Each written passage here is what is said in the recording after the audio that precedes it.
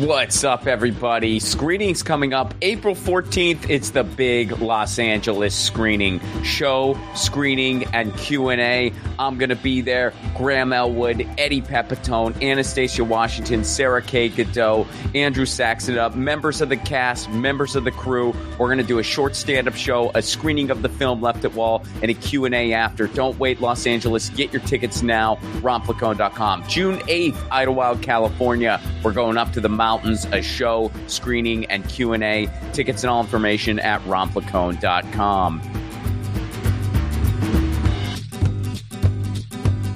Episode 29. Jerry Rocha. Jerry Rocha is a comedian and a damn good one. I met Jerry in 2015, right before I moved to LA. We became friends and, like most LA comics, didn't stay in touch all that great. Just how it goes, especially out here. Recently, I saw a clip of Jerry's online, and while it was a hilarious joke, it contained some not-so-great news. Jerry had stage 4 cancer. In this episode, you will feel anger, you will feel sadness, you will laugh, you will likely cry, you will feel despair, you will feel hope, and I'm not going to spoil the ending. This one's a ride, y'all. Buckle in.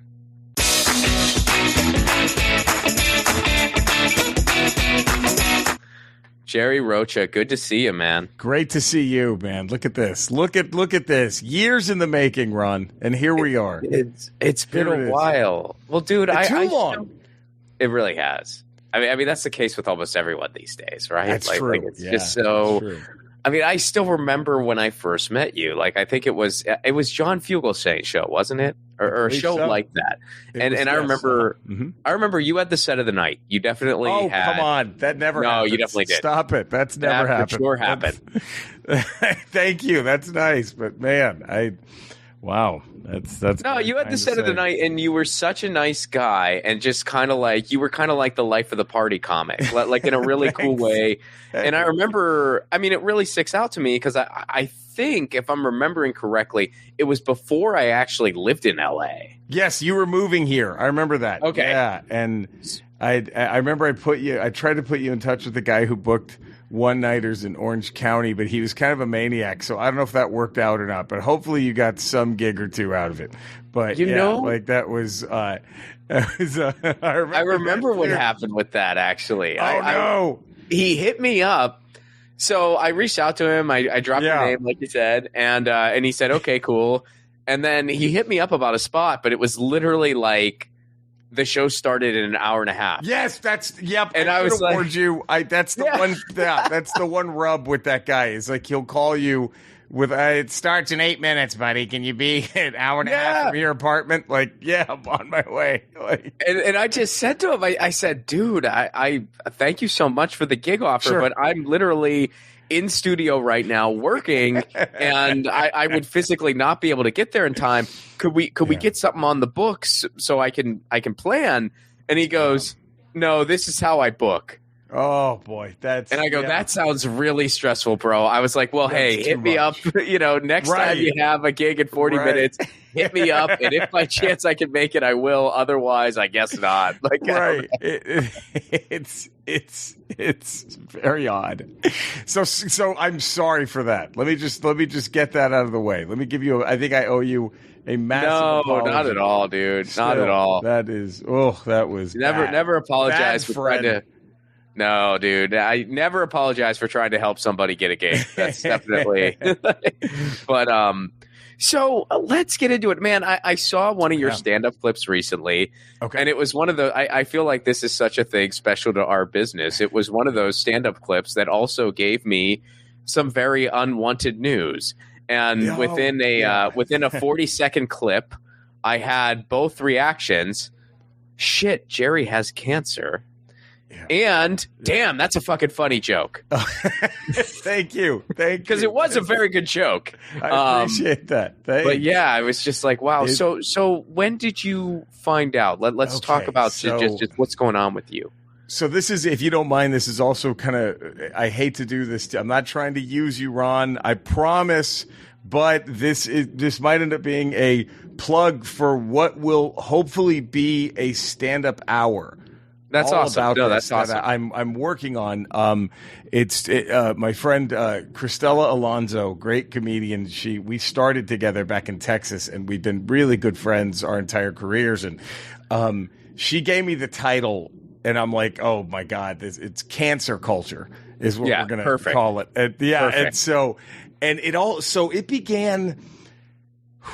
I want to say right before COVID hit. Okay, so it was right before the pandemic, and I had this.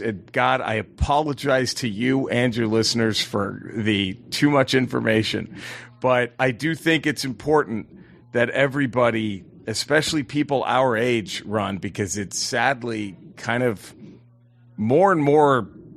It's hitting people at a younger age than it ever has.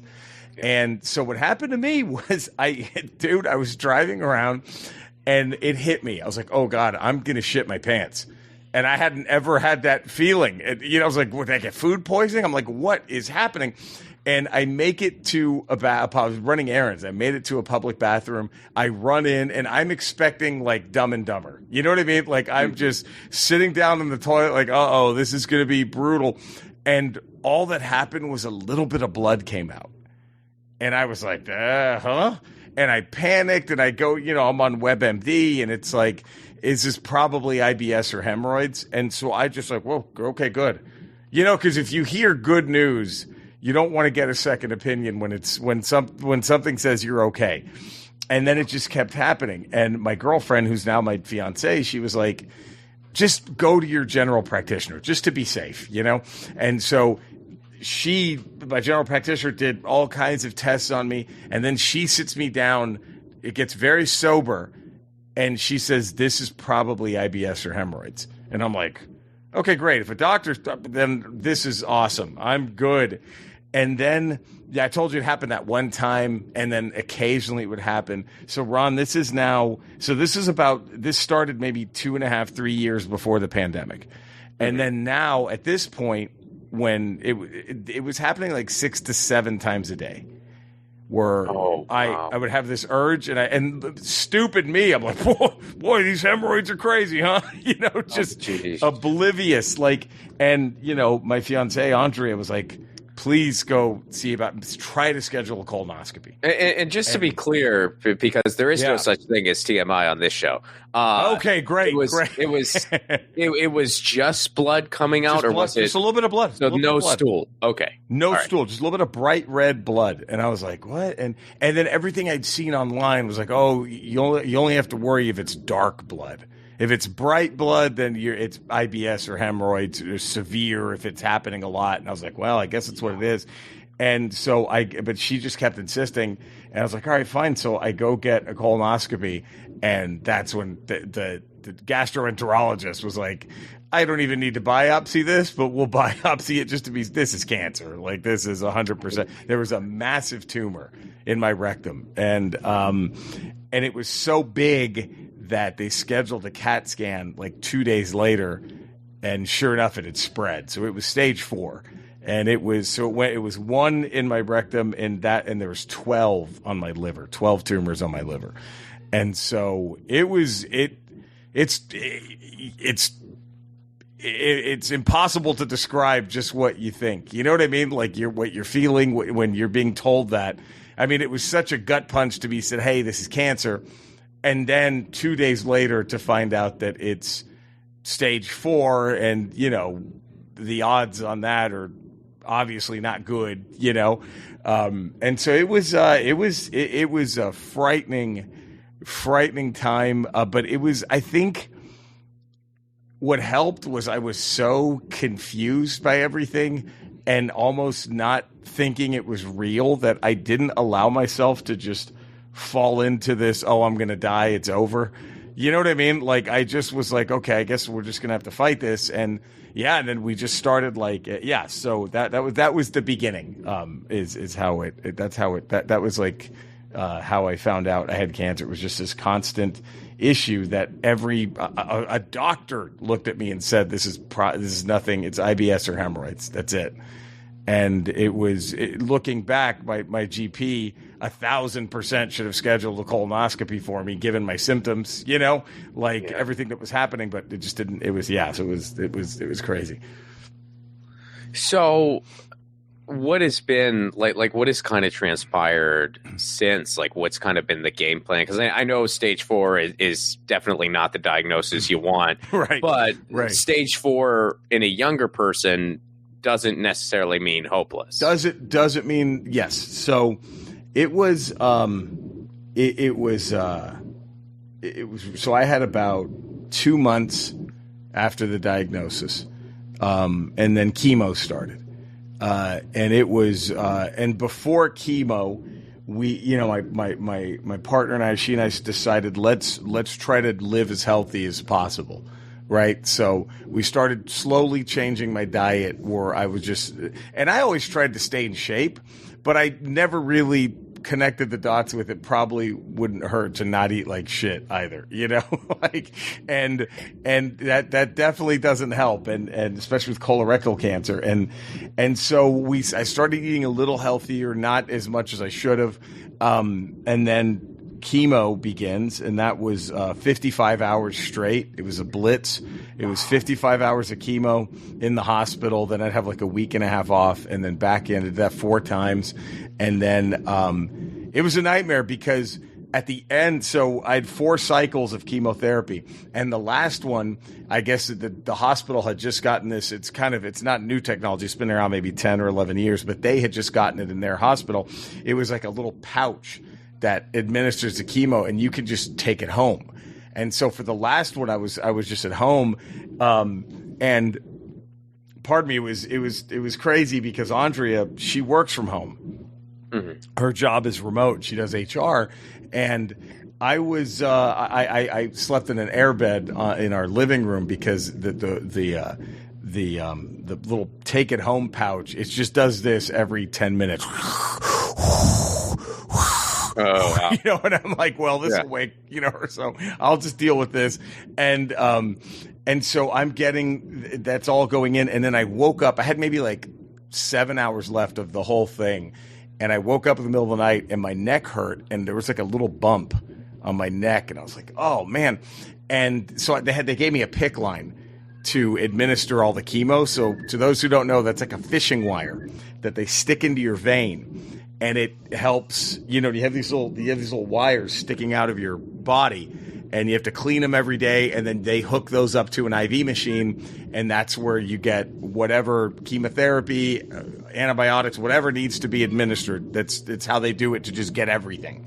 And so I had a PICC line in, and those are really weird because I had to be wide awake, Ron, when they put it in. And so they started with this arm, and they couldn't find anything. It was like 30 minutes. They're just digging around. Good pain.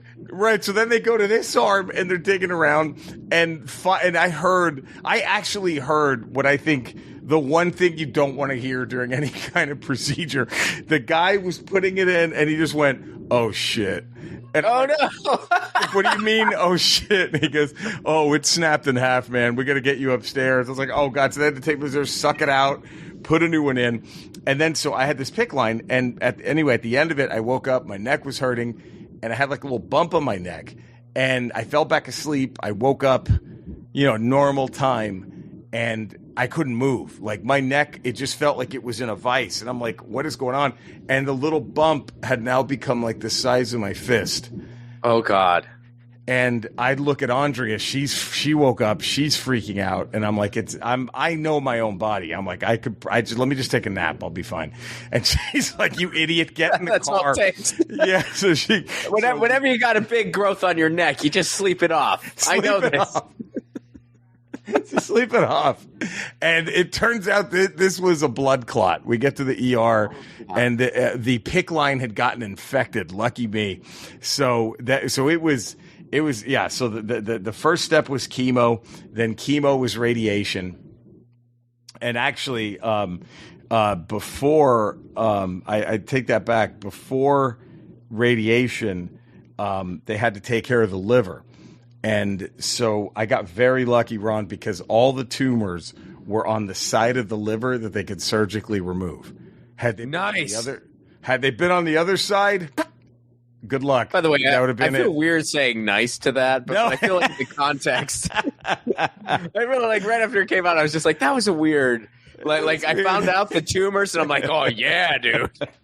But I think given the context and Let's the circumstance, fucking go. Yeah, right. Yeah. all on one side. We're going in, motherfucker. We got this shit. And so this is crazy. But after chemo, they had to do what they call a portal vein embolization. And that's another thing I had to be wide awake for. I didn't know this about the liver, but when you breathe, your liver just flaps around.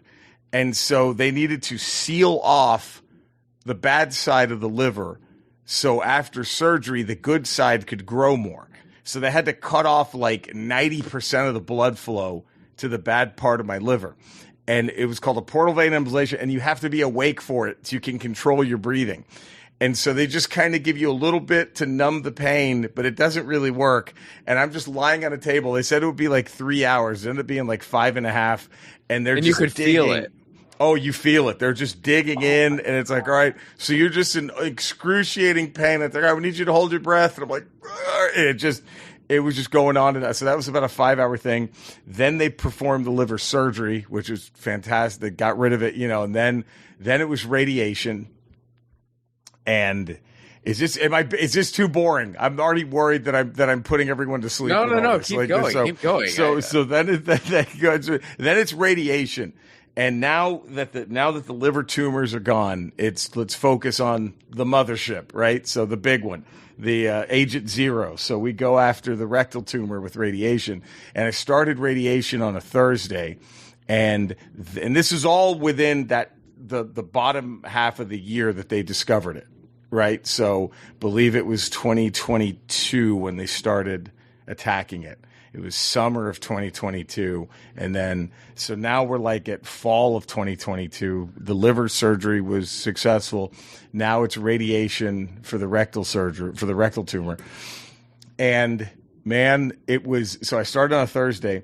On Saturday. Now you were totally numbed out for like the main surgeries, right? Yes, like it was you were out 13 hours. 13 hours for the liver resection, and then and that is the. I'll be honest, man. I'm still processing that you could feel some of the other things. Dude, like that's crazy.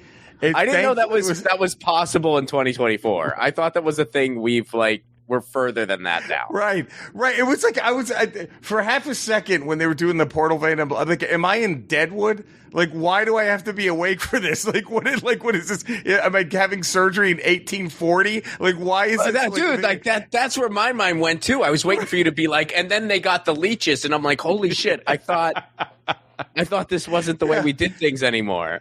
Just give me a little bit of whiskey and bite down on this pile of wood. That was it was just crazy. Like it was, and then so luckily I was out for the others. But the liver surgery was 13 hours, and I'd never been under like that, and it was so crazy because I don't know how they did it, but they're just talking, they're shooting the shit. The orderlies, the nurses, the doctors were all in the surgery room, and it's like 5 a.m. We're just shooting the shit. They're, hey, just talking me through everything. I've already signed the "this could kill you" waivers, right? Like you might not live through this. And then and I'm kind of obviously nervous about that. And then the guy's like, here, lean forward just a little bit. And so I'm on the bed, and I just kind of lean forward on the surgery table. And we're just talking, and I feel like they were so good. I just felt like this weird pinch. And then it was over. And he goes, okay, you're good now. I was like, what was that? And they'd injected like a needle like that big in my back to help administer the pain meds after the surgery. They were so good, though. I barely feel like it was amazing. And then they lie me down, and the guy's like, okay. He puts a little thing over me, and he was like, all right, man. We'll see you in 13 hours. Have a great night. And then boom, I'm just out. And then I come to 13 hours later, surgery was a success. And then I started the radiation, and that was on a Thursday. And Andre and I are going to visit her parents in Orange County. We lived up in the valley.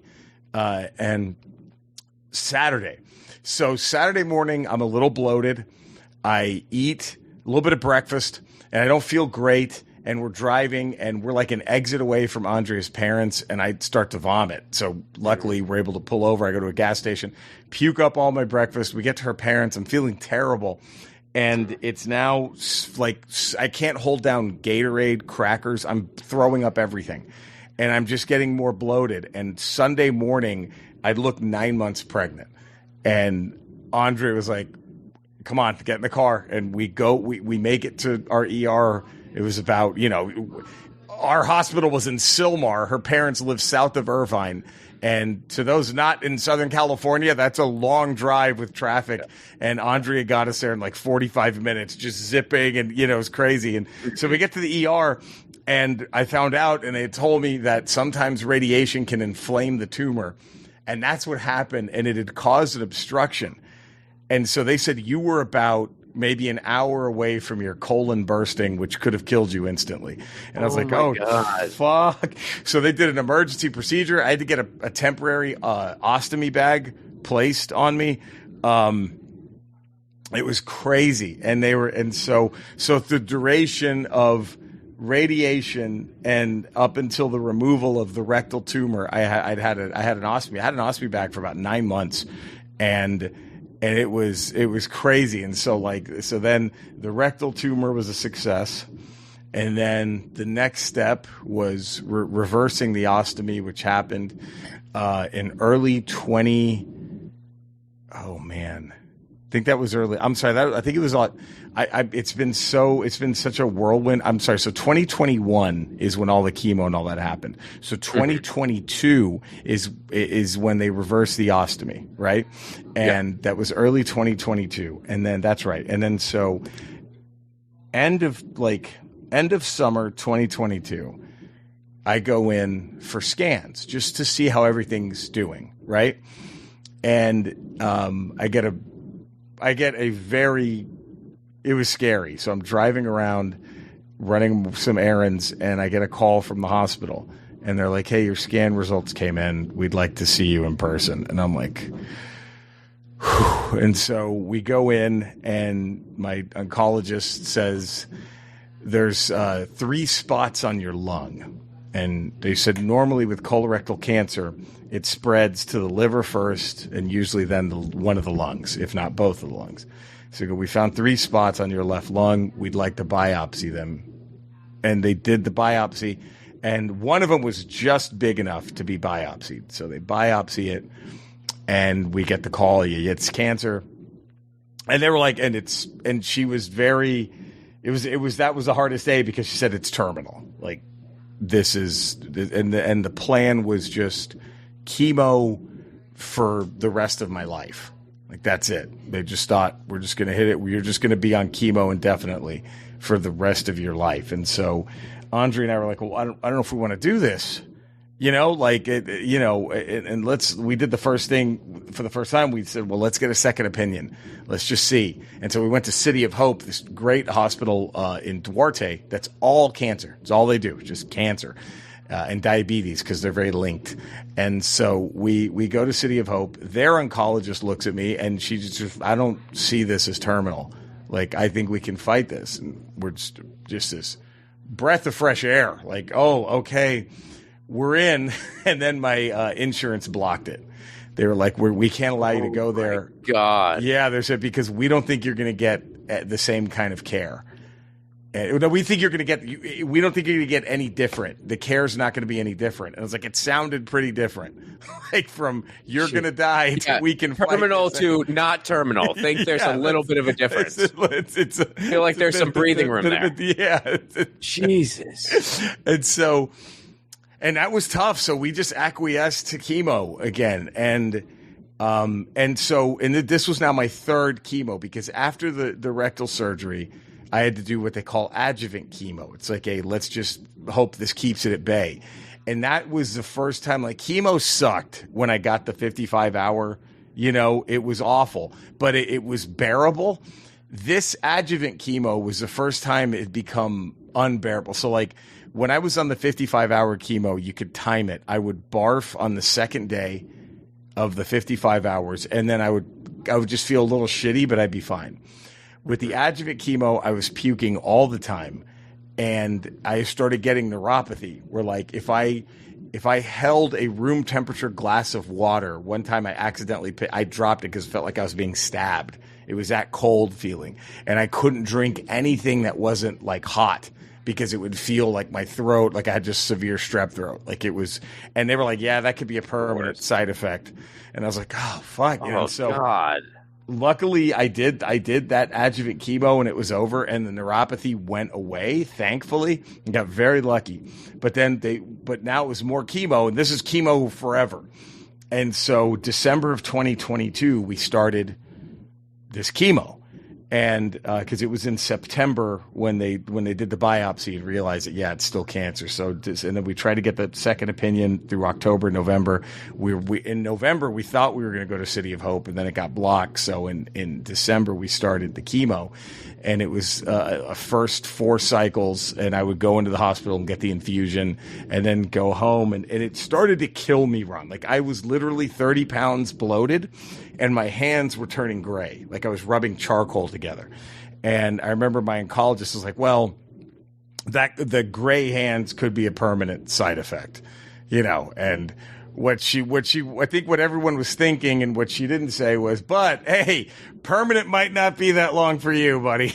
Like that was, I think that was the unspoken point. Here's the good news, is permanent, maybe a year. And so, after the 4th cycle, I told Andrea, I said, I can't do this anymore. Like, I don't care how much time, if I have 5 years, 5 days, I don't want to go out like this, because regrettably in my case, it seemed like the chemo just kind of stopped working, because this was something that was very alarming. But during that 3rd round of chemo at the end that we started in December of 2022, it shrank the remaining lung tumors, because the one they biopsied never came back.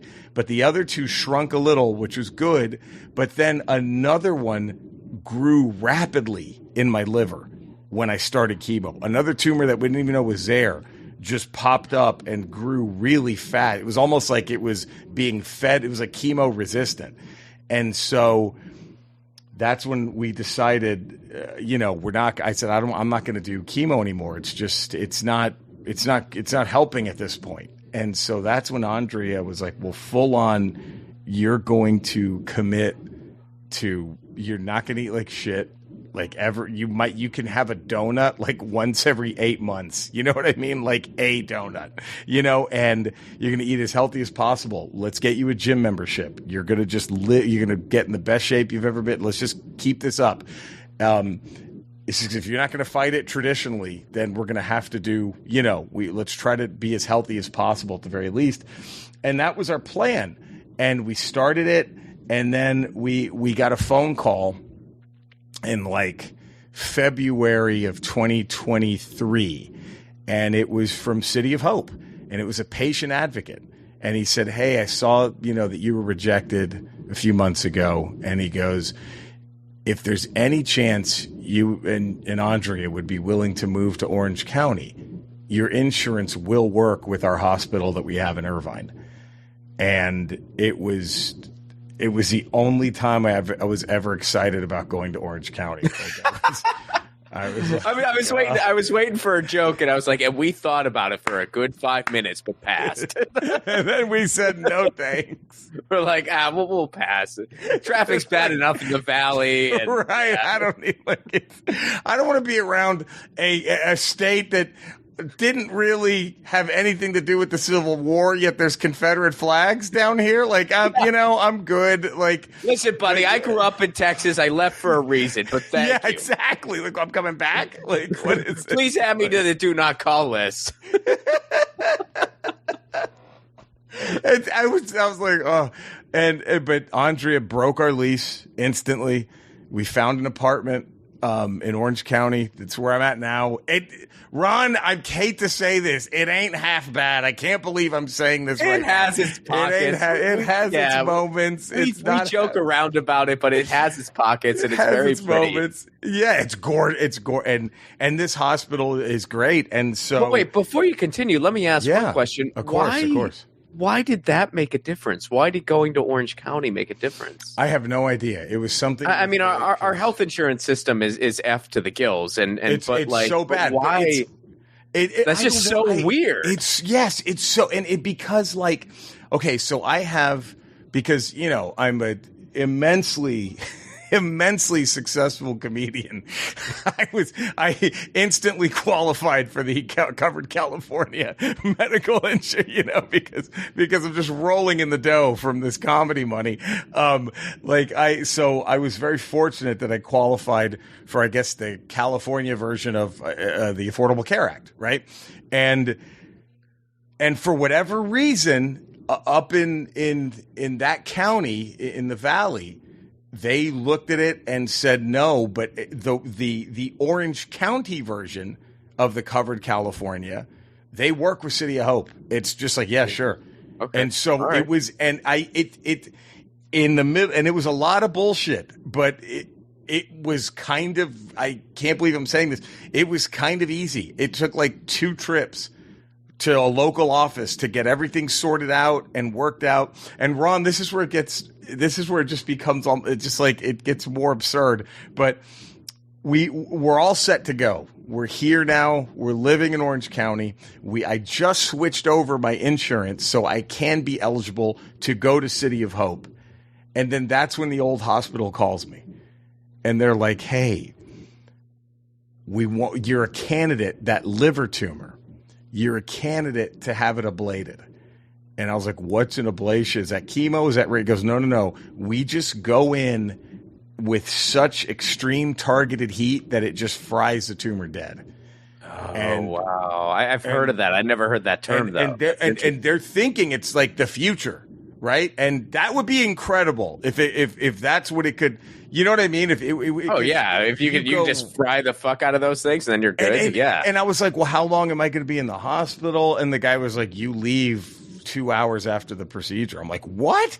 And he goes, yeah. And then I said, well, here's the bad news. I said, I just moved to Orange County and I'm no longer in network. And they were like, oh no. And then the doctor was they were so great.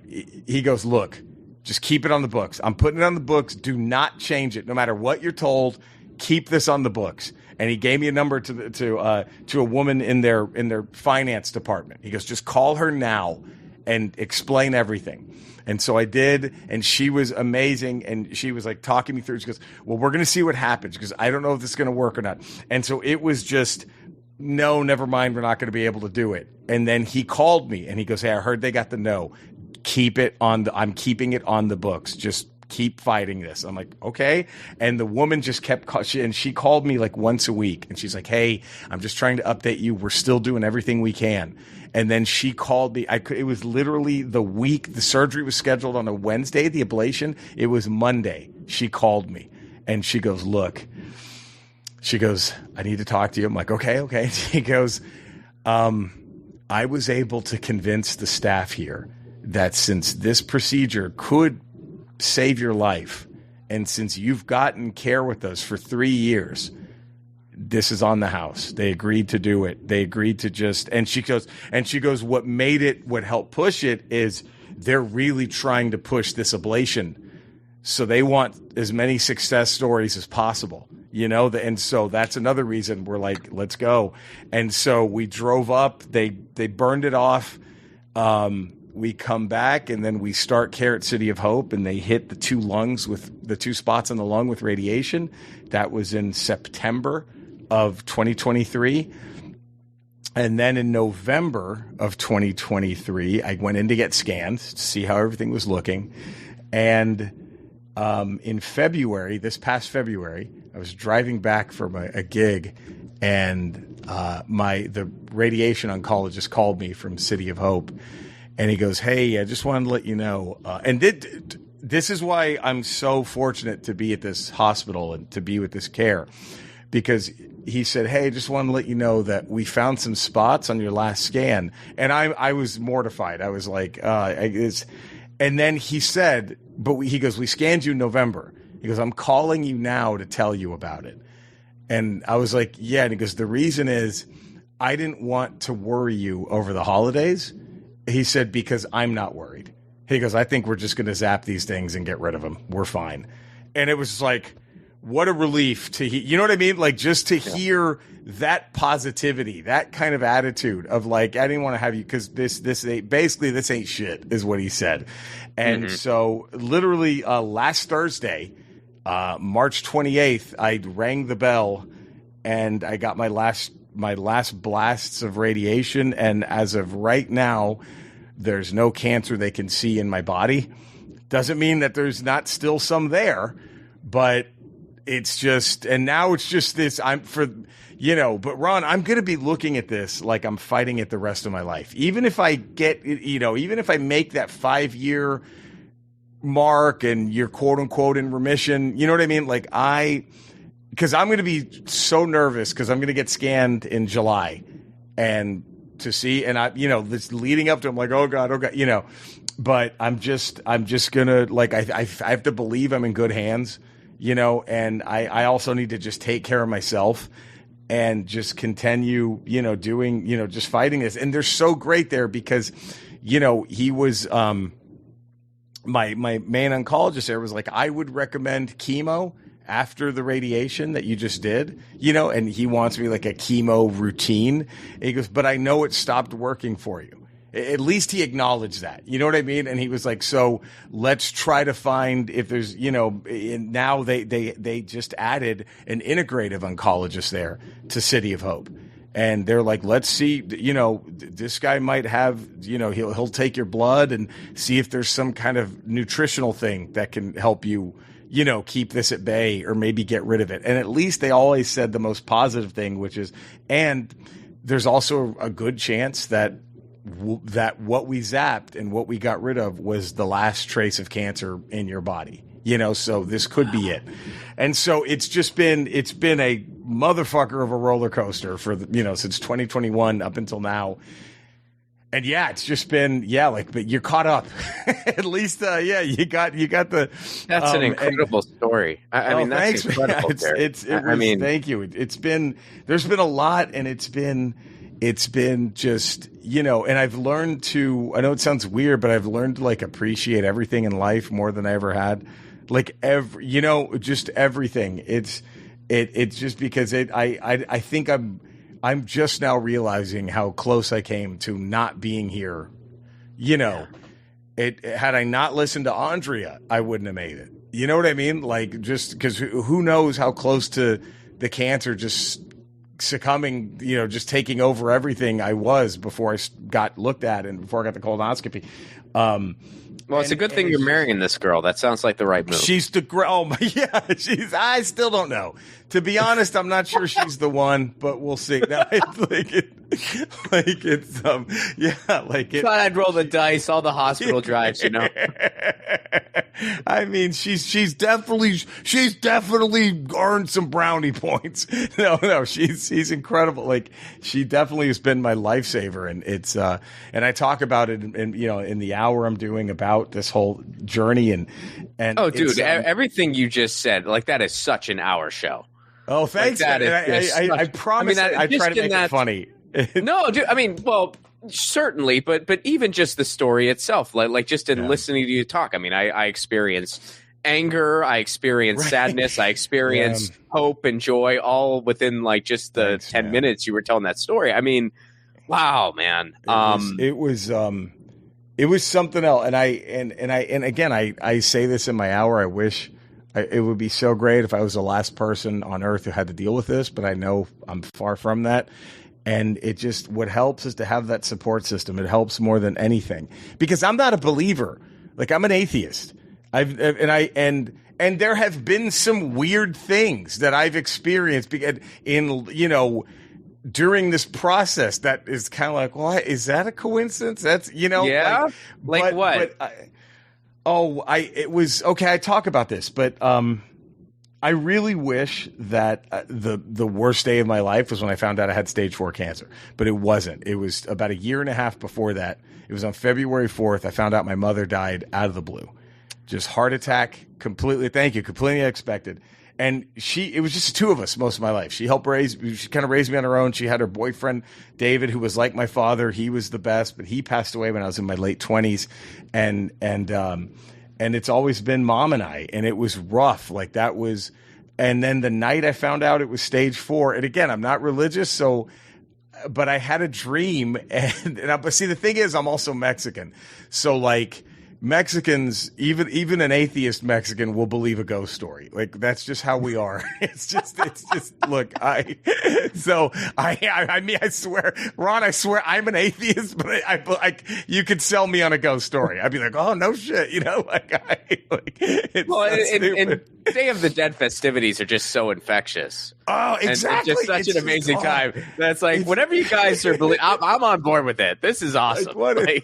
Dude, there's not one house in my family's from South Texas, Laredo. And my great grandma's house, my grandparents' house, my aunt Olga's house, every single one of them has a ghost story. It's hilarious. Like they're just convinced, but I had this dream the night it happened, the night we found out it was stage 4. I had a dream where I was in Nuevo Laredo, which is the Mexico side. And I remember my family would always go to this market, the Mercado, this marketplace.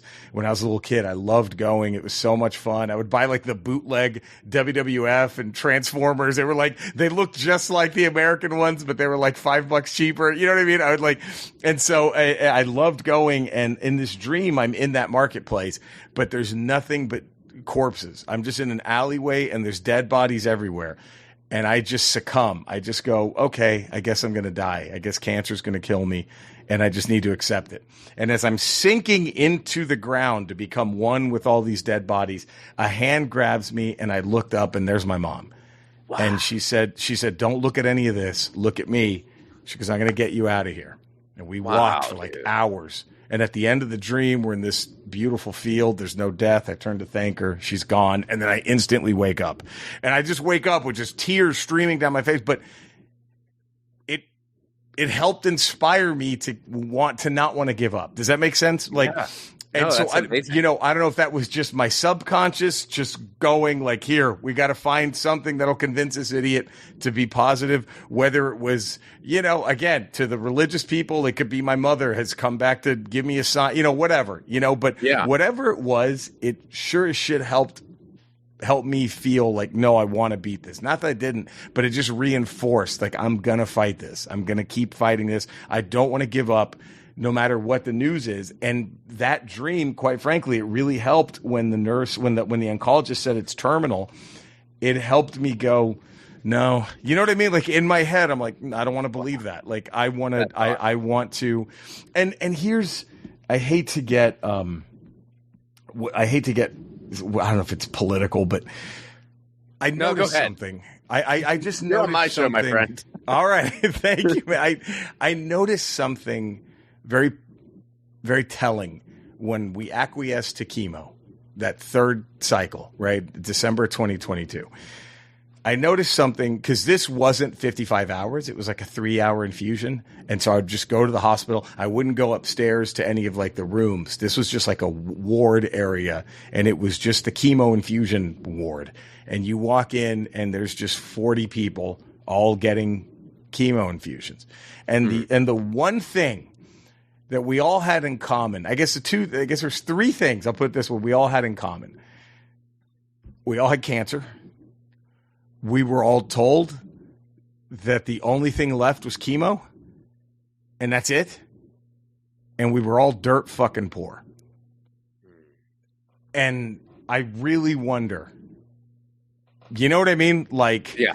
Yes, I know rich people die of cancer every day. But I just wonder if it would have been nice, because why couldn't I have gotten the City of Hope care?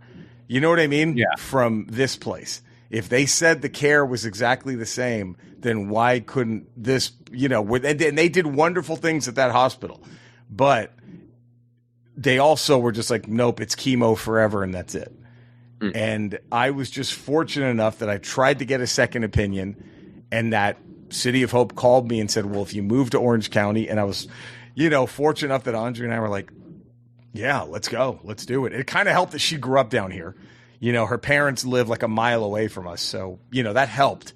But it's still like I know how lucky I am that not everybody has the support system that I have, and and I think that's one of the reasons why I'm still here. But it does bum me out that the city hospital for all the great things that they do, and they do a lot, that there's also just like a little bit of a no, this is by the book, and this is what the book tells us, and this is it, and there's no deviating from this.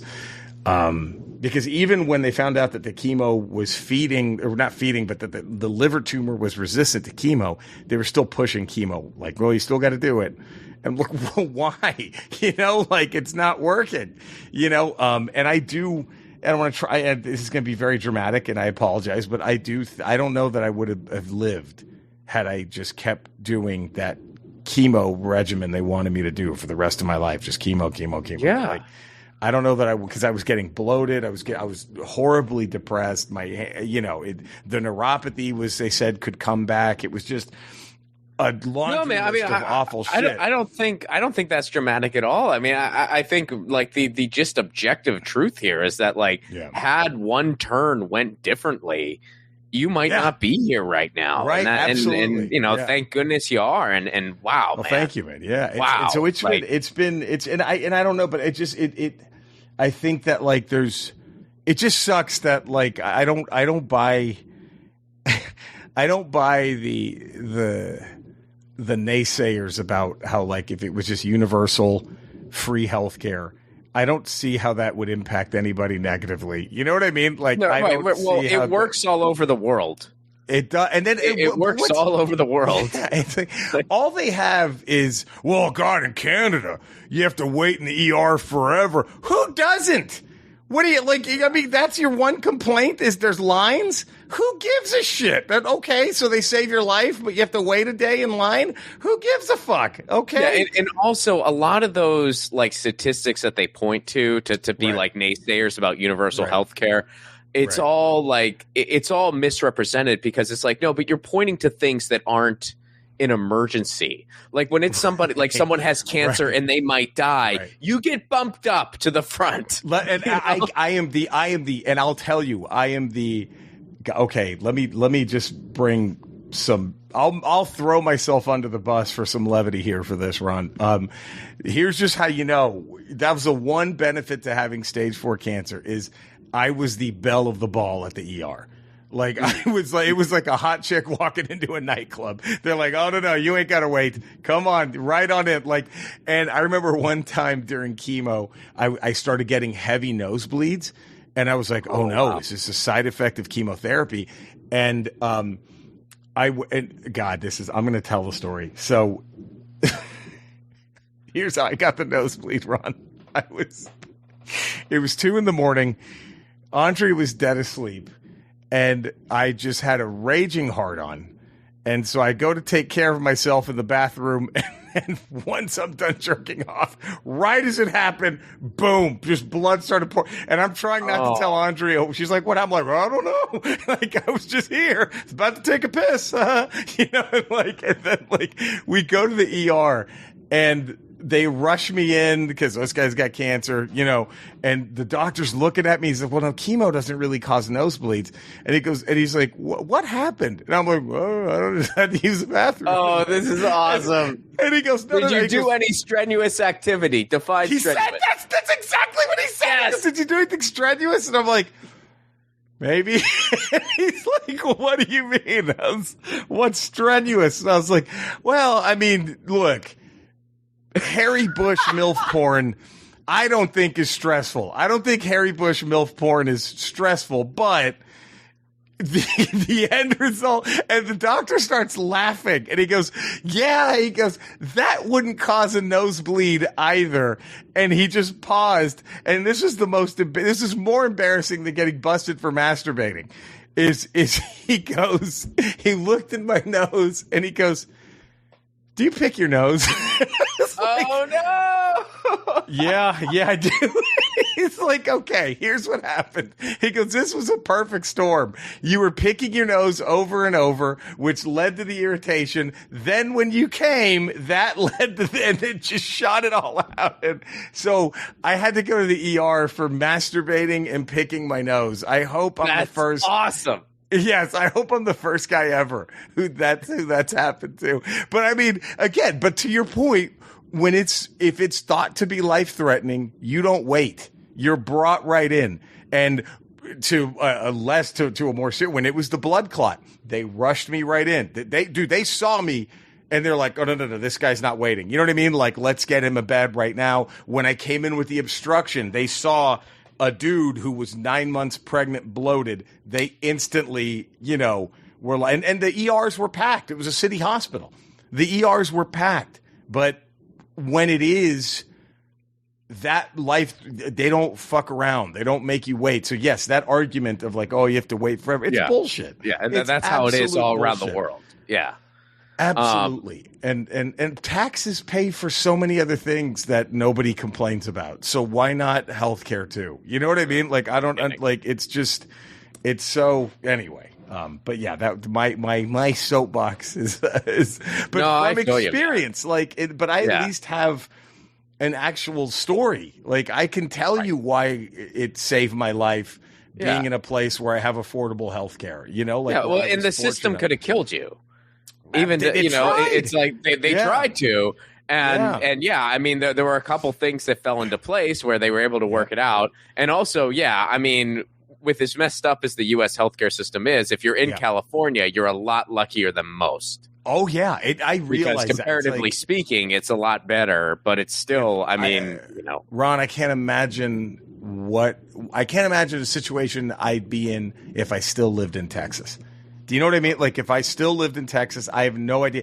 There'd be a handful of prayers for you. Yeah, that's it. Yeah, that's it. Ted Cruz on his way to Cancun would be like, "Oh, good luck, buddy," and then just gone. Like, I honestly would have had to have gone to Laredo and then seen if I could have gone somewhere in Mexico. You know what I mean? Like, well, shit, can I do this? Because that's another truth that there's and it's very minor, but this is far before any Affordable Care Act even existed, but I've had so many relatives who anything minor, they would just go to the hospital in Mexico. Anything that they I've gotten some dental stuff in Mexico before. Yeah, so my wife. That's all my family, that their dentist was in Mexico, their optometrist was in Mexico. Like it was absolutely. So I mean, it's just but I tell you, there is something, and again, as this is an atheist talking about it, but there is something to, I think a belief system helps. It doesn't have to be in a deity. You just have to believe you're going to be okay, and I think and just having people around you that tell you, like when I was told it was cancer, when the colonoscopy results came back, I was with my fiance and I was with my friend, this great comedian, Eddie Pence, and we knew what was going to happen. Like it was the day we were going to get the phone call about the biopsy. So Eddie and Andrea did what anyone would do to cheer up. At that point, a 44-year-old, the 43-year-old, they take him to go shopping for video games and action figures. And it was great. And we got the call. And Andrea grabbed my hand and she started crying. But she said, "Hey, we're going to fight this." She just said, "Don't think it's over. We're going to fight this." And then Eddie just turned to me and he said, "Well, guess what? Now you can say you beat cancer. How cool is that going to be?" And it's just little things like that. It's immeasurable, when in terms of helping somebody cope with what they're going through, helping someone, is just knowing that that your closest people have your back. No one did the, "Oh no, it's cancer. Oh, nobody survives that." No, I didn't get any of that. It was just all, "You can do this. You can do this. You can do this. We're here for you." And man, I think that from a non-believer, I think that helps, quote unquote, miracles happen. is just when it's so paramount to have a support system, and then, but again, like you said, like, again, it would just, as lucky as we are here in California, it still could be a little better because no patient advocate should have had to have reached out and seen, oh, wait a minute, this guy got rejected. And thankfully he did. I'm so grateful for that guy because I guess that's part of his job, and good for him that he saw that I'd gotten rejected and just called me out of the blue to offer up this Orange County lifeline, Yeah.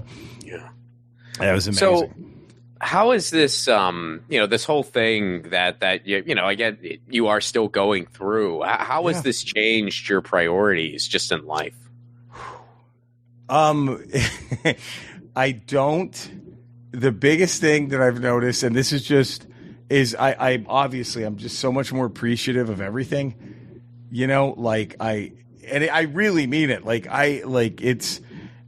I really just I appreciate so much more than I ever did.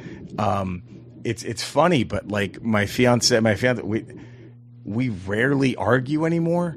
Like, I don't let anything bother me like it used to. Dumb things, you know what I mean? Like, I'll tell you another thing. I don't get upset when my team loses a game anymore. Like, I used to be the dumbest sports fan, and I'm like, who gives a shit? I beat cancer. I could give a fuck about what a basketball did. Like, I'm fine. Like, it's okay.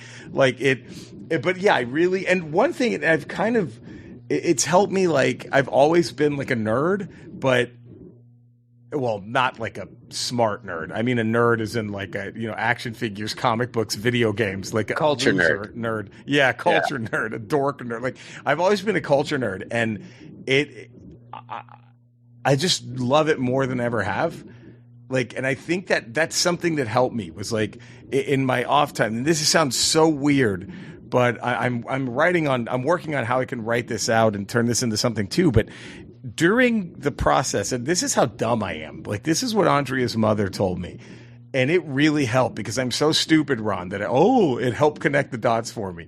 Her mom said, just look at this as another video game you have to beat, cancer. And that helped me, like, okay, yeah, I could do that, and what was weird was during this time, like, I learned to appreciate the things, like, I always have, but more than ever, I learned to appreciate the things I loved when I was a kid. Like when we were our happiest for the most part. You know what I mean? Like, before life starts grinding. So now it's like, and then it happened where I was like, well, it was in between the liver surgery and the colon surgery.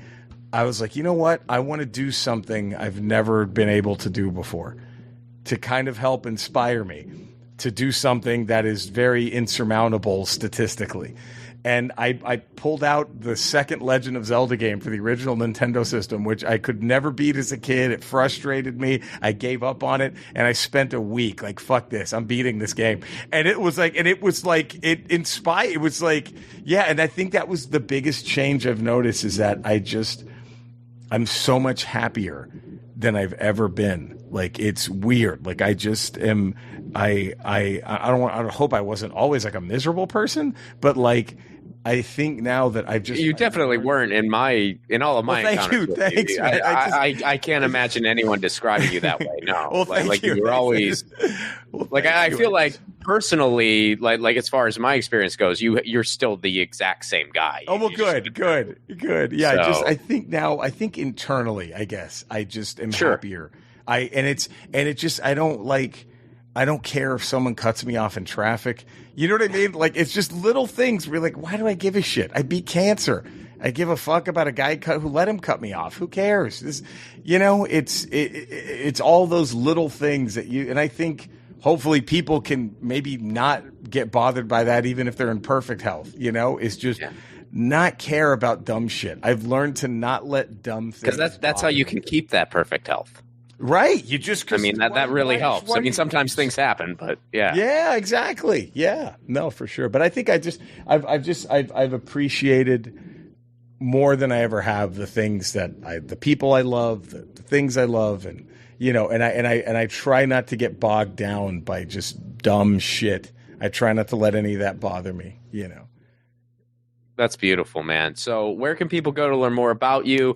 Where can they see this show? Is it going to go all over the world? Plug away. I'm hoping. Knock on wood. Yes. So I will actually be running the hour called Cancer Culture this upcoming Wednesday, April 3rd, at the Hollywood Improv in their lab, the side room. I think it's an 8:30 show. And then, again in late April at the Mic Drop Comedy Club in San Diego, and then June 1st at the Rubicon Theater in Ventura. And then just my website, Jerry Rocha, ROCHA comedy.com. It's got all my links. My Instagram page, Jerry Rocha Comedy, also has the links to all my social media and stuff. And that's where you go. Yeah, thank you, dude. It's so good to see you again, dude. And thank you so much for having me, man. You too, buddy. Thank you. And, I know every comic in LA always says this to each other, but I really, really sincerely mean it here. Let's go out to lunch soon. Dude, yes. Where are you in? Where are you living right now? I'm in Pedro, man, so we're nearby. Oh, dude. Let's do it. Yeah, we're close. Oh, my God. Yeah. Hell yeah. Yeah, my number. Hit me up, man. Let's figure out a date maybe in the next couple of weeks. Why not? Jerry Rocha. Wow. Man.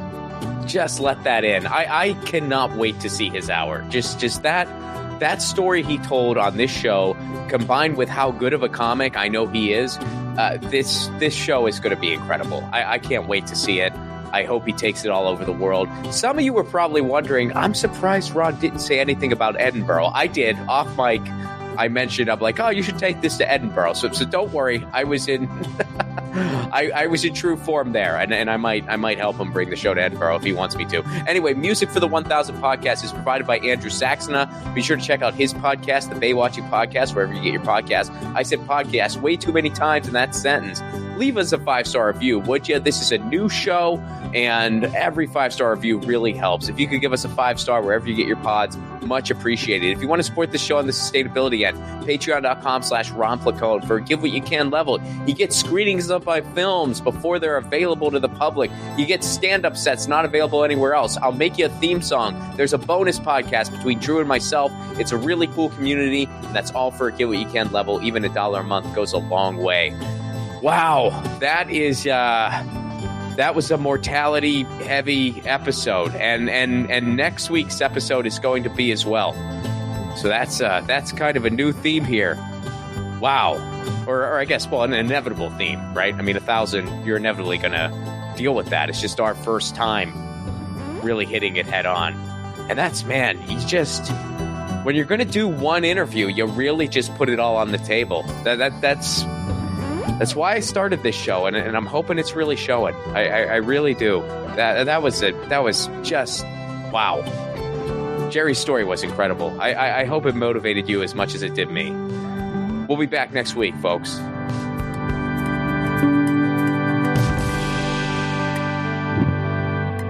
Hey guys, Ron Placone here. Take your own 1,000 challenge. No, you don't need to interview 1,000 people, although if you want to do that, go for it. Your 1,000 challenge can be whatever you want. Maybe you want to call a friend out of the blue once a week. Maybe you want to read a book every month. Maybe you want to start a different garden every season. I guess that might be dependent on where you live. Look, the point of the challenge is taking on an endeavor that enriches your life in some way, and it can be measured. And then, of course, you do it regularly. That's what 1,000 is doing for me, and hopefully for you too. The main reason for this podcast and every podcast I've ever done is to build community. So take your own challenge. Then join our Facebook group. It's called 1,000 What's Your Challenge? ? That's 1,000 What's Your Challenge ? And post about what your 1,000 challenge is and the progress you're making. All I ask is that people be encouraging of each other's challenges. This is personal and vulnerable, so be cool. There's enough negativity on social media. We don't need to add to it. For those of you who aren't on Facebook, hopefully in the future we'll be expanding to places like Discord, Reddit, but for now, we're starting on Facebook. And again, that Facebook group is called 1,000 What's Your Challenge? See you there.